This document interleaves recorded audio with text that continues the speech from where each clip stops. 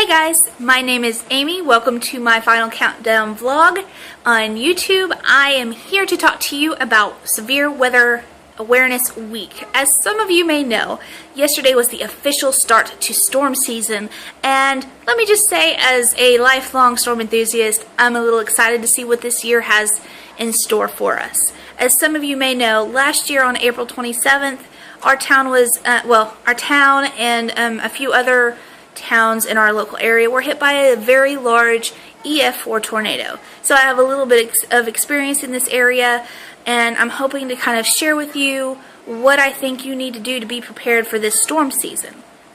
Now, everybody has different houses, access to shelters. Basically, I want you to have a plan. Whether you live in a mobile home and you need to seek shelter elsewhere, I want you to know to be able to do that in advance and the things that you may need.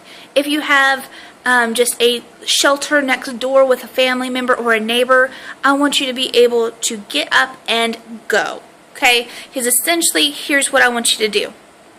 Have a plan A and a plan B. We kind of have that because my in-laws live across the street and my husband's grandmother lives next door. So we have, basically 3 families to consider getting to the shelter. Have a plan, whether, your family's home, not home, when you're at work, when you're at school, younger kids, if your parents are at home, know what to do. And parents, please talk to them about what to do. Now, here's basically what I do when I know that there's going to be a day with severe weather. Earlier in the morning, I pack a bag. I have a hiking backpack that's easy to carry. It leaves my hands free so I can help my kids. And I put basic things like rope, water, something to protect myself, extra clothes, extra shoes. My husband has contacts, so if he has an extra pack, I will put it in there. Things like that are basic needs to get through. Now, we usually don't wear shoes in my house, but on days where I know that there's going to be severe weather, I will go ahead and have us wear shoes all day long. This is just one of those things that it happened that I put tennis shoes on all of us the last time, and it really seemed to help. I'm not the normal person. I could wear flip-flops all year round. But I'm telling you, if there's severe weather, go ahead and tough it out. Wear some tennis shoes all day long. And if nothing happens, fine. But if something happens, you're going to want those tennis shoes, because we had to take our kids, we had to walk out through debris to be able to get our kids to my dad so that he could take them somewhere safe. So you're going to want good shoes. Now, there's another thing that I wanted to kind of say for the bag that I hadn't thought of last time, but I think it would be a good thing to remember. If you have snacks, if you have water, if you have special needs like medicine, put them in the bag. Go ahead and, maybe if you have a case and you need to take your medicine throughout the day, go ahead and put it in the backpack and just take it out as you need it. Put it up after the severe weather is over, because you want to be able to grab this bag on a moment's notice and get down to your shelter, get to your safe room, whatever that may be. Now let's say the sirens are going off. What do? Go straight to your shelter. There are things you can do like unplugging appliances, unplugging electronics, things like that.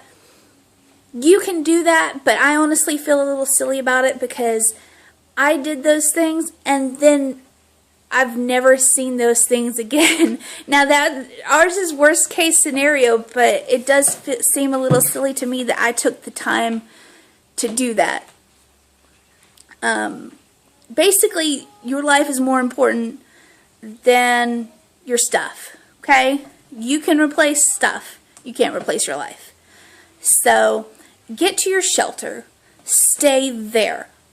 When you get to your shelter, it's important. If you have a cell phone, a NOAA weather radio, whatever is keeping you connected to the outside world, go ahead and maybe put a Facebook post, Twitter post, whatever you use. I know some people are anti-Facebook. Find a way to let somebody know you are in your shelter and you are okay. you are in your safe spot and that you are riding out the storm. Okay?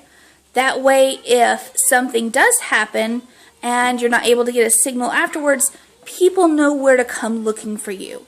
I let my family know exactly where our shelter is next door. That way, they're aware of where we may be should something happen. Now, be watching radar, be listening to your NOAA weather radio. You know, if you have one of the fancier phones that can actually stream things from the weather station, keep an eye on things. Basically, the best thing for you to do is to stay put until everything passes. If a tornado happens, you're going to hear it. Make sure that you wait until it passes. It's not unheard of. If you've heard of Pilger, was it Nebraska or Kansas? Anyway, if you've heard of the Pilger tornadoes, there was 2 very strong tornadoes on the ground. So please, wait till the storm passes. If you need help reading the radar or using these things, go ahead and take the time now to get comfortable with the technology that you're using to keep you safe. There are so many avenues for you to be able to be informed that there's no excuse. There's really not. You can follow Storm Chasers on Twitter, Facebook. Reed Timmer has the TVN Live Chasing Network. That's one thing that I noticed. We had chasers in our area the day of our storm, and it was also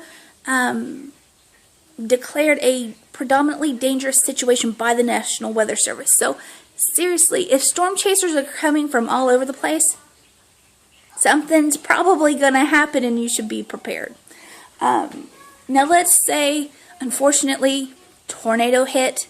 Things are, everywhere. There's debris. What do you need to do? My personal opinion only, stay put. There will be help. They will come. And it may be officers, it may be first responders. Make sure that you try to stay safe. There's going to be nails, there's going to be boards, there's going to be gas leaks. I mean, depending on the severity of the storm. Now, keep in mind, ours was an EF4 on the high end, so everything was gone. Wait for help. Go ahead and stay put. Don't try to be walking around. Now, you may designate when. My father-in-law actually did go out and try to find the neighbors. And I think one thing that I would like to express to people is get to know your neighbors. Know where they'll be. Know if they have a shelter. And if they don't have a shelter and you do, invite them over and say, listen, if the sirens go off, you're more than welcome to head on over. And that way, not only are you safe, but your neighbors are safe too, and you can try to extend that community of safety. Okay, because we want everybody to be safe. We want everybody to be able to go home or go to a safe place and be living. Because your life is very important and precious to us all. And basically, that's about it. The rest of it is a little more long and complicated if you have to deal with FEMA, if you have to deal with donations and things like that. I may make another video about that if you actually go through a tornado. But for now, that's what you can do to stay prepared. Have a plan. Have a backpack with items. Or even if you have a shelter in your home, you may be able to actually keep things in there and just periodically, trade them out if there's expiration dates, if you need different shoes, like if your kids grow as fast as mine do. So that's all I have for now. If you have any comments or questions, feel free to leave them in the comment section below. Feel free to follow any local spotter pages. Ours is the Vilonia Watchers on Facebook, and we're so happy to be trying to reach out to our community and make sure that everybody can stay safe during the storm. We'll talk to you next time.